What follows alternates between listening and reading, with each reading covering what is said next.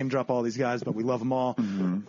Has that kind of what Brooklyn has seen, I guess, recently? This huge, like, or has it always been like that? Like this huge boom? I mean, yeah, absolutely. Like the neighborhood that I lived in was this place called Bushwick, right? And Bushwick is not a nice neighborhood. Not a nice neighborhood. Yeah, and now there are multiple like restaurants with Michelin stars. There's a 2 Michelin star restaurant in Bushwick, Brooklyn. And it's, like, I mean, Bushwick is like comically bombed out, and you have like a 2 Michelin star shop in there. It doesn't make any sense, you know?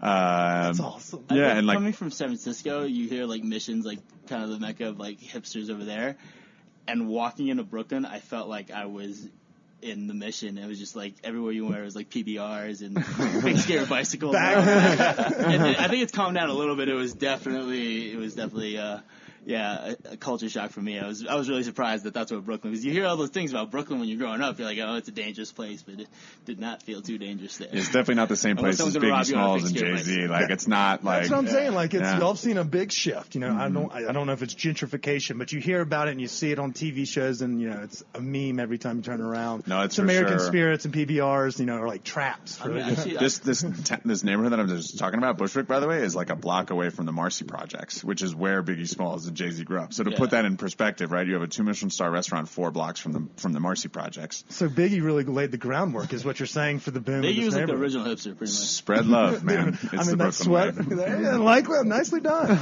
Well, Chef, since I guess I want to ask this question, what do you like? Do you miss San Francisco more than you love New York, or like, since you may not be a 5 boroughs guy, which one do you more?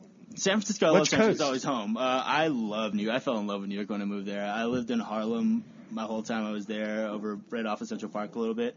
But I think I love Manhattan. When I first got to New York, I went to Brooklyn, but then it's like an hour train ride there and then an hour train ride back, and I just started to say, kind of, it's too much. You know, like, I'm always working all the time, and it's too long of a trip. But I love Manhattan. Like, I think for me, if I were to take, if you guys were to come over in the summer, I'd take you guys out to Central Park, hang out, have some beers.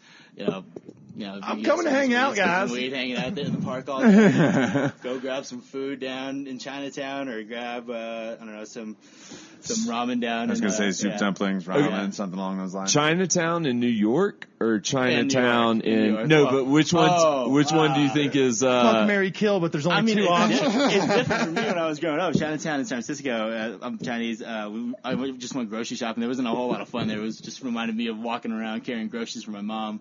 But over in Chinatown, were they in those orange bags? Yeah, those little orange bags, and like her yelling at me to hurry up, and but yeah, I think New York Chinatown's larger, and I like New York Chinatown. For me, it's more of a fun day off kind of thing. For looking back at that, it's like, I don't know, maybe it's PTSD, but it just reminds me of work. But yeah, I think that was I had that same issue in Mississippi. It was like, get your ass back near that grocery cart. Exactly. You know, it's like, I feel you on that one. That one really hit home as well. Yeah. So this is a New York-based question for both y'all. What's the biggest, you mentioned an hour commute. I'm assuming y'all played the subway game for, you know, a while. What's the biggest rat you've seen, and how long until the rats take over? They're going to conquer. Yeah. Not in the restaurant, just like in, you know, the city. Yeah. Large boot, I would say, would probably be definitely around the... I haven't seen so many huge ones. For me, it's more like the really deformed looking ones. Like, I'm not sure if that was a rat or like, I don't know, a possum, or I'm not sure what they were. For me, raccoons are like the scariest things at night. You don't like trash pandas? One of my best friends always says, raccoons have opposable thumbs, and if he could hold a gun, I don't trust it. So ever since he told me that, I will walk in the middle of the street, because everyone in New York throws their trash like on the sidewalk. Right. So you never know what's going to attack you at night, especially at 1 o'clock. That like I've just jumped in the middle of the street. So I'll walk down the middle of the street to avoid a raccoon, just because of how freaked out I am. I don't think I've ever seen a raccoon on the island of Manhattan either, by the way. They're there. I know, and it's like hilarious. And if they're packing heat, watch out, because they got opposable thumbs. Yeah. I don't trust anything that can hold a gun. Maybe a great reason why I hate people as well. I like that. That's the new methodology I'm going to run with. Did you see that video, though, of the rat eating a slice of pizza? Yeah. All right, I couldn't help but like seeing that video and just like feel better about the world, right? Because I was like, you know what? That rat is all of us, right? In New York, eating that slice of pizza, trying to get down the stairs. It's just like the life, right? He's like dragging it, like exactly. The size of the rat dragging the pigeon down. I've seen I did not identify with the rat eating the pigeon, but the rat eating the slice of pizza, I definitely identified with. I felt good about that. I don't know if he's eating it. He just took it in a hole. Maybe I feel he won. I don't know how he caught it. I've seen that one too. I can't catch a pigeon. Those things manage to get it. I don't think my cat or dog can, but the rats of New York sure like as a hell dexterous. And as far as how long it's going to be until they take over, I mean, like that's like a relative question. Haven't they already? Riding the subway, I think they're definitely a lot smarter than some people are. So, speaking of, a rat with a slice of pizza, where do you get your best slice? You can say Sparrow, like Michael Gary Scott from The Office. Yeah, but I'm not going to say Sparrow. I don't, it's one of these things, right? Like, there's different types of pizza for different reasons. Yeah. All right, so today, if you're in New York City right now, like John's on Bleecker Street? What kind of pizza I love John's on Bleecker Street. Great, yeah. On 14th Street, Joe's is like a place I hit a lot. I do go to Roberta's is like if I want fancy pizza, I'll go there. Artichoke is really good if you just want to eat like half a slice and feel like crap. No, artichoke, you get 2 slices. You get 2 slices. You get half a slice. Yeah, I mean, like honestly, I have like a neighborhood slice. Like there's like a few places that I know to go, and then there's this thing where there's these dollar slice places that have popped up all over. I love dollar slices. Yeah. For like. So first early part of my career. Yeah, exactly. The dollar slice definitely helped me through a couple periods of time. But like there's those dollar slices. Fuck that job that fired you, by the way. Fuck those guys. That's what I'm saying. Set you free. And then there was a dollar pizza place right across the street from the Nomad actually when we were opening up. So that was like, Joe's is probably my favorite. Artichoke's really great for like consistency. Roberta's is awesome. And then whatever those what do they call like Two Brothers Pizza? Yeah, Two Brothers Pizza. That'll get the job done. They're open until like 4 o'clock in the morning. I don't even think they ever close. Yeah. But, yeah. I mean, you walk, and there's like very few places where if you have $5 in your pocket, like you can get full, and knowing that they exist is pretty sick. Shout out McDonald's as well. Yep. Because we have a Popeyes near our house, and so that's my jam. Like hungover on Sundays, or rent's due, bills are due, credit cards due, everything. I was like, I'm going to go spend $11 on this 7 pieces of chicken and mashed potatoes and have like one of your best meals of the week. Like, no questions asked. I love Popeyes. Yeah, it's like we have a very serious love. It's like these fast food places are paying us to do this right now. I know. It's cool. Like you heard, Bourdain is on record of saying the same thing. He's like, I don't know what they do. David Chang as well. He's like, I don't know what Popeyes is doing, but they're doing it fucking right. So it's very funny. The CEO of Popeyes came into the summer house. So excited. And Rich like lost his mind a little. Yeah. And we like they ordered a ton of food, and so good. The chef was like, "No, we're sending them fried chicken." I was like, "Chef, I don't know if they need any fried chicken." He's like, "We're sending them fucking fried chicken. Put it on the ticket. You'll see it in a couple minutes." And so I want to get feedback. Yeah, exactly. I need them to help me make this better. That's brilliant. Yeah, you had to give that guy some fried chicken, Yeah. And then you have to be like, all right, so how do I, what am I missing? What can we do? How can we do this better? Yeah, exactly. I hope you like it, but yeah, it's different. But they're putting crack in their chicken or something. I know. It's also in the biscuits. I could go through a sleeve of those. Secret ingredient in Popeyes. Our head sommelier here, his name's Jew. He every double at 11 Madison Park, there's a Popeyes a block away. So he would like get out of uniform, run across the street, go order a bunch of fried chicken. So you would know if Jew was working lunch and dinner that day. If you went into the cellar, there was Popeyes sitting in the cellar. This wine smells like a barrel and Popeyes? Is that spicy? Yeah. Is that a Mardi Gras mustard top over there? Is this from Louisiana? Yeah, exactly. Well, I've heard so that is kind of funny that you say like I thought you were about to say he may sneak off and grab something. So because I've heard stories of things like y'all's customer service is impeccable and second to none. And I think I did a little research on you, so I didn't come unprepared because when I get high, I forget things. What's it called? But y'all will do things like you've heard of someone their favorite pizzas just, 2 miles down the road, and y'all have had team members like they're enjoying like a prefixed meal, and in between a meal, you'll drop a slice of pizza and be like, hey, I heard you really like this pizza. Yes. Oh, yeah. Yeah, we've definitely. I just wanted to see if that story was true. The Shake Shack one's easier. Like someone's mentioned Shake Shack or something, we'll run across the street. But yeah, we've definitely gone to different boroughs. Yeah,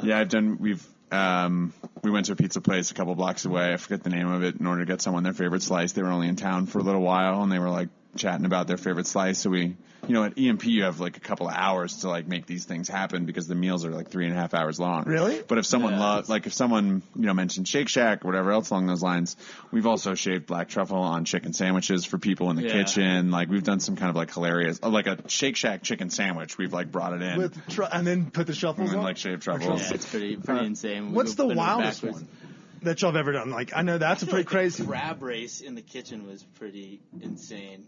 Yeah, for some I'm reason, gonna need you to say that one into the microphone. That sounds really so interesting. we had like I think it was for 50 Best. We like when the 50 Best Restaurant Awards was in New York. We had one of the chefs come in, and I forgot what the background was, but all of a sudden we had a crab race because we do kitchen tours, so we have people come in and kind of hang out for a little bit and have a cocktail or something. But this time they got to watch crabs race through the kitchen. I think he was like his restaurant or whatever was like famous for crab, and so we got a few different crab and had them race. That's like a real thing that happened. I think that one's one of the more wild ones. We also turned our private dining room into a hockey rink once. We've done that. What else did we do? Ice hockey? For Jimmy Fallon once, we like made a fake going to space scenario. We had like a random elevator, so we turned it into a rocket ship, and then we like set up a room on another floor to look like fake space with like paper mache and like dry ice for smoke, and they all got helmets. It usually takes like 2 days or a day to do it. So it's crazy. We have a really good team that kind of is very creative with that.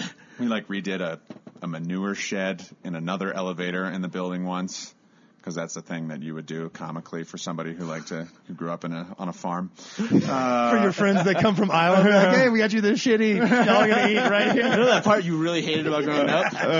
It's like you go to Chinese. Yeah. We had someone like hunt for their like, you get to choose whatever like protein you want, like whatever the choices are for that season. So we got a bunch of Nerf guns and we like set up like, I think maybe it was like lamb and beef or duck and something else. And so there was like pictures in the kitchen of ducks and like lamb, say, and we just gave the Nerf gun, or we gave the guests like Nerf guns and say to like shoot for their. It was like hunting people. Awesome. Yeah. I'm a big child, so that when you said Nerf guns, my ears instantly. We had some fun with the Nerf guns afterwards. For sure. We, for Phil Mickelson, we had someone open up a bottle of wine with a pitch wedge, which was pretty sick. Yeah. Holy shit. That is pretty cool. Yeah. Cool. Like, people saber, like they pitch the top of the champagne bottle up. Shout out to Cedric for that. Port tong, which is like, it's like an old way of opening port because the corks are all messed up. So you like kind of heat up this ring and I don't know how to describe it. You essentially, it's like wrought iron. You make it red hot and you put it on the glass and then you apply cold water and it'll like split. Yeah. But we'll do it with the super soaker. So we'll give the guests a super soaker and they can shoot the bottle of wine and it pops off the top. And if you do it with champagne, there's already pressure. So if you heat it up and then you hit it with the cold water, the cork will shoot straight up into the air. Somebody yet doing this. I don't know how we haven't either, to be honest. It's like that's awesome. Yeah. Who comes up with these clever ideas? Is this like just kind of improv? It's an improv. Be like, hey guys, these folks like this, and somebody be like, well, what'd be really fun is if you let them shoot pictures of lamb killing their own meal. So there's actually at 11 Madison Park, there's a full-time person whose position is called the Dream Weaver, and that person. Yeah, no joke. Runs around doing. Yeah, are like as a person. Assistant dream. We can dream some dreams. You could weave the shit out of it. Yeah. No, and actually it's very funny because at the Winter House we have one of the original Dream Weavers actually has come with us, which is pretty cool. So we're able to do like random stuff. But yeah, there are people whose job it is at 11 Madison Park to just like put these things together for guests. And then there's also like simple things that are sweet, right? Like if someone's pregnant, we've made baby bibs and stuff like that, so we can give those guests those at the end of their meal. So you guys seem to know. You guys seem to know a lot about your guests, but do you guys have like being such kind of a more? It's not kind of like a special occasion type restaurant, but I mean, since it is a little bit pricier, it's a 3.5 hour meal, like you say. I mean, do you guys have like kind of those repeat customers that come in? Let's say like every Thursday Meryl Streep comes in or something like that. Oh yeah, definitely. I mean not quite to every week, but like they'll come in like a couple times a year, and like we kind of get to know them when we talk to them. I think Kevin's team does a really great job of just getting to kind of know what they like, and then we figure it out. But they've had me make Chinese food, which I felt was a little racist at first, but I did it. What'd you warm up? You just go to the expert. That's all it is, right? Go to the guy who knows it. Yeah. So they've actually made me General Tso's chicken when I came in, which was pretty cool. It was delicious. That is awesome. And what's actually, you bring up a good point, right? Like at 11 Madison Park in the city, like the most you're going to see, like one of your guests is like a couple times a year, right? Like the most, and that's all. That's magical. But also at the same time, right? Like in a lot of ways, for me, like I got